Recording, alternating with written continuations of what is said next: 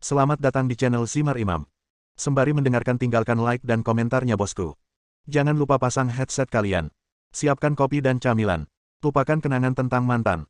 Mari kita dengarkan sambil rebahan. Kembalinya sang raja. Kei Yingda sangat sopan dan tidak pamer di depan Su Chen hanya karena dia adalah anggota penting pemerintah pusat. Hal ini juga membuat kesan Su Chen terhadap dirinya jauh lebih baik. Dalam keadaan normal, Kei Yingda tidak akan sopan kepada siswa sekolah menengah. Sekalipun IQ-nya sebanding dengan Einstein, hal ini tidak akan terjadi. Yang membuat Kei Yingda sangat menghormati Su Chen adalah karena identitasnya yang kuat. Bahkan Brigade Pengawal Yan Huang Tiongkok sangat takut padanya. Lalu apa maksudmu di depannya? Katakan padaku mengapa kamu datang kepadaku. Setelah duduk, Su Chen mengabaikan Xiao Ning. Karena sebelumnya dia pernah mendengar bahwa penyakit keterbelakangan mental itu menular. Su Chen, aku ingin bertanya padamu, apakah kamu punya rencana untuk masa depanmu? Ekspresi Su Chen sedikit tidak sabar, jika ada yang ingin kamu katakan, katakan saja. Kei Yingda tampak sedikit malu dan menghapusnya menyeka keringat dingin di dahiku. Meskipun Su Chen tidak menunjukkan kekuatannya yang kuat, duduk bersamanya, rasa penindasan yang kuat sudah cukup untuk membuat orang terengah-engah. Anda pasti pernah mendengarnya sebelumnya. Sekarang Kementerian Pendidikan Pusat telah menyelenggarakan program pelatihan jenius. Saya ingin mengundang Anda untuk bergabung. Saya tidak tahu apa yang Anda pikirkan. Termasuk dalam program. Itu ada dalam daftar. Kei Yingda mengangguk dan berkata, ya, saya di sini untuk memenangkan pendapat Anda. Karena status kuat Su Chen, Kei Yingda tidak berani mengabaikannya. Aku, Ling cincin-cincin. Sebelum Su Chen sempat mengatakan apapun, ponsel di sakunya tiba-tiba berdering. Ketika saya mengambilnya dan melihatnya, saya menemukan bahwa itu adalah Wang Suewu. Hei, leluhur kecilku, sudahkah kamu memutuskan universitas mana yang akan kamu masuki? Orang-orang besar itu sedang menunggu jawabanmu. Jawaban apa? Li Deyu dari Universitas Huaqing telah berkata, jika kamu tidak bisa memberinya jawaban hari ini, maka kamu akan dilaporkan ke Kementerian Pusat Pendidikan dan kamu akan dilarang sehingga kamu tidak akan bisa bersekolah di kemudian hari. Wang Suewu berkata dengan cemas, seolah pantatnya terbakar. Sungguh. Su Chen mencibir, kalau begitu, aku akan pergi menemuinya dan melihat apakah mereka punya nyali. Setelah menutup telepon, Kei Yingda melihat bahwa ekspresi Su Chen salah dan buru-buru bertanya. Apa yang terjadi? Seseorang memintamu untuk memblokirku. Su Chen mengangkat bahu. Terdengar bunyi, pop. Kei Yingda melompat dan berkata, siapa yang berani? Kamu akan tahu jika kamu pergi dan melihatnya. Di kantor Wang Suewu, rektor lebih dari selusin universitas terkemuka di Tiongkok ada di sini, menunggu Su Morning. Menjawab. Namun, ekspresi mereka hari ini jauh lebih arogan dan nyaman, serta tidak lagi gugup seperti kemarin. Jika Su Chen berani mengudara lagi hari ini, maka dia tidak perlu jalan-jalan di Tiongkok. Sekalipun IQ-nya tinggi, namun jika tidak memiliki ijazah perguruan tinggi, akan sulit baginya untuk maju di masyarakat. Wang Suewu, kapan Su Chen akan datang? Waktu kita sangat berharga. Ya, pemimpin lama, jangan khawatir, Su Chen akan segera datang. Saya yakin dia sudah memiliki jawabannya dan tidak akan mengecewakan semua orang.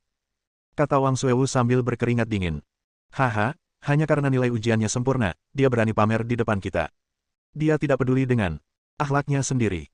Orang tuanya hanya buruh migran di daerah. Membuat keluarga mereka putus asa dalam hitungan menit. Itu adalah Zhou Mingzhen, yang benar-benar berbeda dari sikapnya yang mengangguk dan membungkuk kemarin. Semuanya, harap tenang. Su Chen masih anak-anak. Jika dia telah menyinggung seseorang, saya harap Anda tidak berdebat dengannya. Saya yakin dia akan membuat pilihan hari ini. Zhao Suya, yang berdiri di samping, juga memohon Su Chen minta ampun. Saya sangat cemas hingga hampir menangis.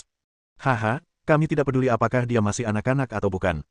Kami datang ke sini untuk menemuinya untuk memberinya wajah, namun dia benar-benar pamer kepadaku, memperlakukan kami hanya sebagai hiasan. Benarkan? Jika kamu serius, mintalah Su Chen untuk segera datang. Kesabaran kita terbatas, jika tidak kita akan bersama-sama meminta Kementerian Pendidikan untuk melarangnya. Zhou Mingzhen mendengus dingin. Suara, mencicit. Pintu kantor dibuka, dan Su Chen berjalan ke arahnya dan berkata, kamu tidak perlu menandatanganinya. Saya sudah membawa orangnya. Jika kamu ingin memblokir saya, caranya sangat sederhana. Katakan saja padanya secara langsung. Tidak harus terlalu merepotkan. Mendengar kata-kata Su Chen, semua orang di kantor tercengang, tetapi mereka segera mengerti apa yang sedang terjadi. Karena Kei Yingda masuk dari luar. Hei, bukankah ini cukai? Sudah lama sekali sejak terakhir kali kita bertemu. Terdengar bunyi, pop. Sebelum Li Deyu selesai berbicara, Kei Yingda menamparnya. Dasar bodoh, apakah kamu sakit jiwa? Beraninya kamu berbicara seperti itu dengan Su Chen. Jika kamu ingin mati, mati saja dan tinggalkan dia sendiri. Bawa aku bersamamu. Aku tidak mengenalmu. Tamparan ini. Akan semua orang di ruangan itu bingung. Apa-apaan ini? Kei Chu benar-benar memukuli Li Deyu. Ini tidak mungkin. Bukankah hubungan mereka sangat baik? Saat ini, Kai Yingda ingin menamparkan Li Deyu sampai mati. Belum lagi Su Chen adalah orang yang disukai oleh pemerintah pusat. Diam-diam, bahkan senjata terpenting negara, Brigade Pengawal Yan Huang, sangat takut pada Su Chen. Apakah Anda tidak ingin bersama-sama memaksulkan saya? Silakan lanjutkan. Jika ada yang ingin Anda katakan, jangan ragu untuk mengatakannya. Saya orang yang sangat demokratis, jadi saya dapat berbicara dengan bebas. Su Chen berkata sambil bercanda. Tidak, kami tidak berani lagi. Kami tidak berani bergabung lagi. Anda dapat melanjutkan ke universitas manapun yang ingin Anda masuki. Kami tidak berani mempedulikannya lagi. Berkata dengan gemetar. Pada titik ini, tamparan di wajah adalah hal kecil. Jika Anda kehilangan topi kasa hitam, Anda akan dikutuk. Tiba-tiba, Su Chen kehilangan semua senyuman di wajahnya dan berkata dengan suara dingin. Karena kamu tidak berani lagi, kenapa kamu tidak keluar? Sekarang. Teriakan, para rektor universitas itu semua keluar, bahkan tidak berani menatap Su Chen. Zhao Suya dan Wang Suewu tercengang. Su Chen sangat hebat, dia bahkan mengenal orang-orang di tengah. Setelah membantu Su Chen menyelesaikan semuanya, Kai Yingda berkata sambil tersenyum. Su Chen, apakah Anda memiliki jawaban atas apa yang baru saja kita bicarakan? Anda harus menyerang saat setrika masih panas begitu banyak, dia pasti malu untuk menolaknya. Aku tidak mau pergi, kata Su Chen ringan. Kai Yingda tertegun, Su Chen, jika kamu berpartisipasi dalam program budidaya jenius, kamu akan mendapatkan sumber daya pendidikan terbaik di Tiongkok. Apakah kamu tidak puas? Tidak puas. Lalu kamu ingin pergi kemana? Su Chen berpikir sejenak, Universitas Songhai. Mengapa? Dekat dengan rumah. Dekat dengan rumah. Kata-kata Su Chen membuat semua orang di ruangan itu terdiam. Dekat dengan rumah maksudnya apa? Apakah Anda tidak bercanda tentang masa depan Anda? Anda tidak bermain seperti ini. Belum lagi Kai Yingda, bahkan Xiao Ning pun merasa otak Su Chen pasti rusak. Kalau tidak apa-apa, aku pergi dulu dan kamu bisa ngobrol pelan-pelan. Tunggu, aku ada urusan denganmu. Setelah Su Chen meninggalkan kantor, Xiao Ning mengusirnya. Tidak ada waktu. Kemarin kamu setuju untuk bertemu denganku, tapi sekarang kamu bilang kamu tidak punya waktu, apa maksudmu?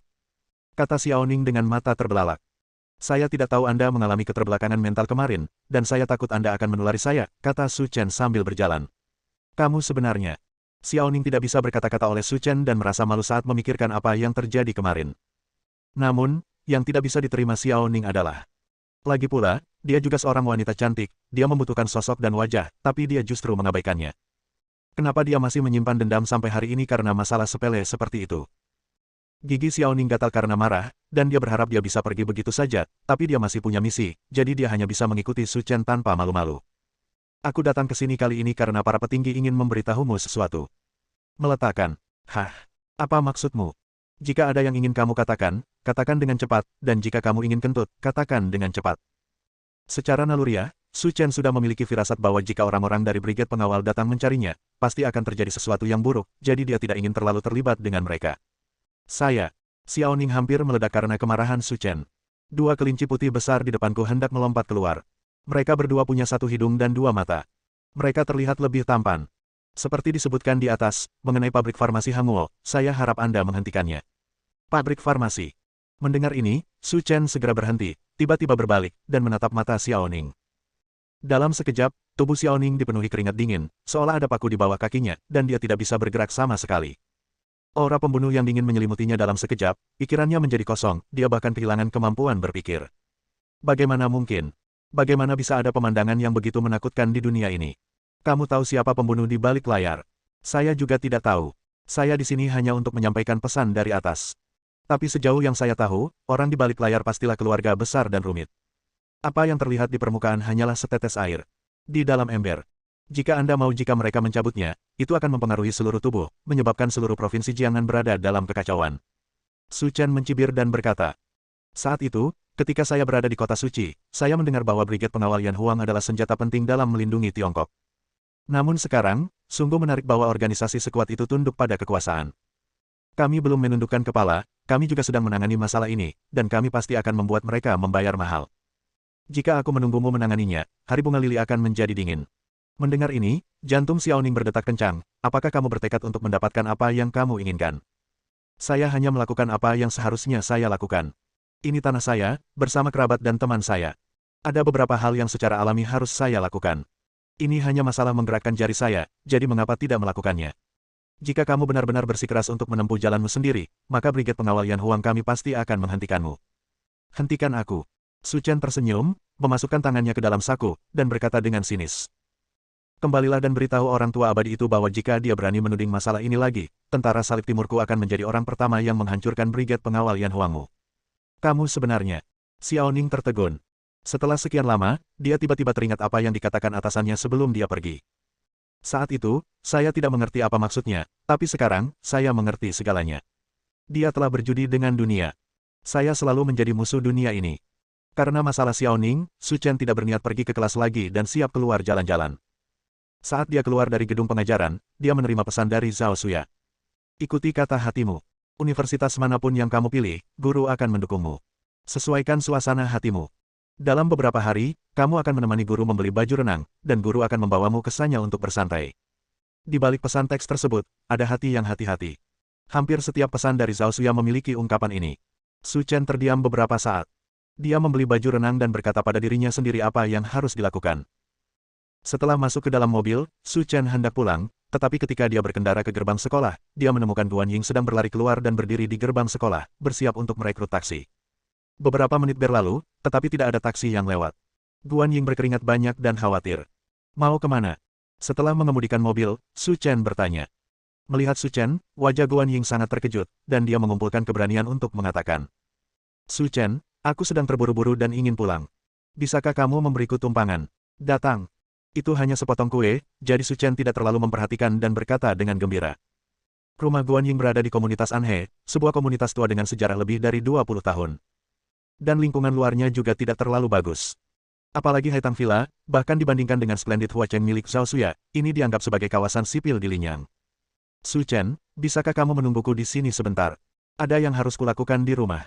Aku akan kembali ke kelas setelah semuanya beres. Guan Ying berkata sedikit malu. Tidak apa-apa, kamu bisa melanjutkan. Kata Su Chen. Karena merupakan bangunan keluarga sisa pabrik, maka lingkungan tempat tinggal dan tata ruang internal di sini tidak ada bandingannya dengan masyarakat saat ini. Rumah Guan Ying tidak besar. Jika dihitung, luasnya kurang dari 40 meter persegi. Pada hari kerja, 3 orang akan merasa sesak, namun hari ini, ada beberapa orang yang berkerumun di apartemen kecil dengan satu kamar tidur ini, dan bahkan bernapas pun menjadi sulit. Selain keluarga Guan Ying yang beranggotakan 3 orang, ada 5 orang lainnya di rumah itu. 2 perempuan dan 3 laki-laki, bibi tertua Guan Ying, Guan Fang, paman kedua Guan Dahai, dan paman ketiga Guan Dasan. Selain itu, ada 2 anak muda berusia 20-an, salah satunya adalah putra Guan Fang, Chen Yongxin, dan yang lainnya adalah putri Guan Dahai, Guan Feifei. Xiao Ying, kamu tidak ada di kelas. Kenapa kamu kembali? Pembicaranya adalah ayah Guan Ying, Guan Datong, dia tidak tinggi, tingginya sekitar 1,7 meter, dengan kulit gelap dan tangan kapalan. Melihat punggung Guan Ying, dia berkata sedikit terkejut. Aku memintanya untuk kembali dan bersiap membicarakan keluargamu. Guan Fang melipat tangannya di dada dan berkata dengan arogan. Saudara keempat, tidak ada lagi yang bisa kami lakukan di sini. Xiaoyan dirawat di rumah sakit beberapa hari yang lalu. Kami hanya datang ke sini untuk memeriksa kondisinya dan menanyakan tentang uang. Sudah lebih dari 2 bulan. Apa yang kamu bicarakan? Kami uangnya bila Anda bisa.